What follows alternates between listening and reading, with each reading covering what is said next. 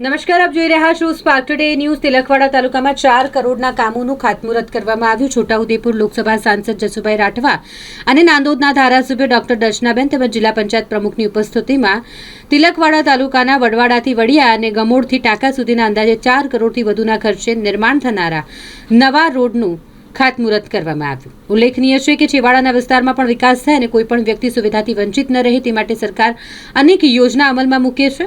સરકાર દ્વારા વિસ્તારમાં પણ રસ્તા, પાણી, હોસ્પિટલ, સ્કૂલ જેવી સુવિધા ઉપલબ્ધ કરવામાં આવી રહી છે, ત્યારે ગ્રામ્ય વિસ્તારમાં પણ અનેક વિકાસની કામગીરી થઈ રહી છે।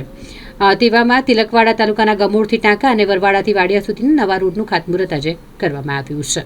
ગરમાડાથી વાડિયા અને ગમોડથી ટાંકા સુધીના અંદાજિત 4 કરોડ કરતાં વધારે રકમના રસ્તાઓનું ભૂમિપૂજન કરવામાં આવ્યું અને આ આઝાદી પછી પહેલી વખત આ રસ્તો બનવા જઈ રહ્યો છે, ત્યારે આ વિસ્તારના સન્માનની ધારાસભ્ય અને ગુજરાત સરકારને અભિનંદન આપું છું કે એમણે છેવાડાના ગામડાની ચિંતા કરીને રસ્તાની સગવડો ઉપલબ્ધ કરાવી।